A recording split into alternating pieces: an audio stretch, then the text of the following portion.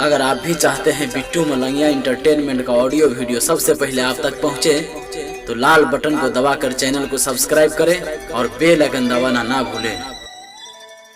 Presented by Bittu Malangia. अरे बाप रे बाप, सबको बच्चा चोरा गेले हो, सब अपन बच्चा चोरा के रखो। हम रोज दुलरवा छोड़ के लिया पंजाब का बोले रे बाप रे। जाय छिया पंजाब कमाबे, घर में कोई रही है गे, बुझली ने कानून जाइए देखे छी बच्चा चोर घूमे छे। जाय छिया पंजाब कमाबे, घर में कोई रही है गे, ननका नलकी के ठीक से रखी है, बच्चा चोराबा घूम गे, ननका नलकी के ठीक से रखी है, बच्चा चोराबा घूम गे। जाय छिया पंजाब कमाबे, घर में कोई रही है गे, ननका नलकी के ठीक से रखी है, बच्चा चोराबा घूम गे, नलका नलकी के ठीक से रखी है, बच्चा चोराबा घूम गे। हेलो हेलो बुधनी मागे, सुन गाँव में गाँव बच्चा चोरबा घूमे छे, आ बउआ सबके ठीक से रखिए बुझली। अच्छा ठीक है, अच्छा तो ठीक है ना।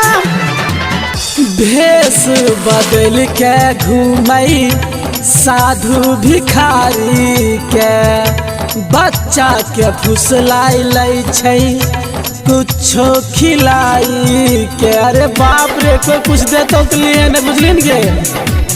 भेष बदल के घूमई साधु भिखारी के, बच्चा के फुसलाई लै छै कुछो खियाई के। केतनो कोई बोले तो गरानी जई है केकरो नहीं घर गे, केतनो कोई बोले तो गरानी जई है केकरो नहीं घर गे।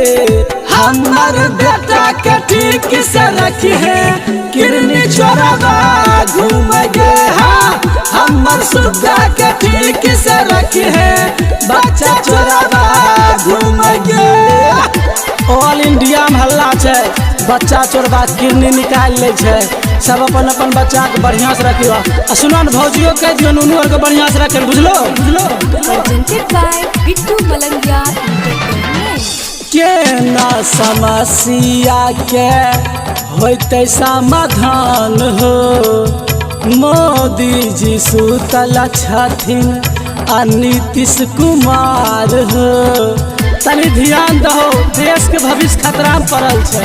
के ना समस्या के होते समाधान हो, मोदी जी सुतल छ नीतीश कुमार हो। बच्चा चोर के पीछा पड़ल रंजन जमेदार गे, बच्चा चोर के पीछा पड़ल रंजन जमेदार गे।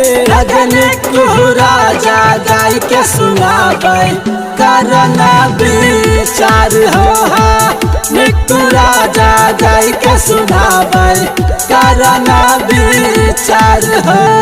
Star digital recording studio दसिंसरा।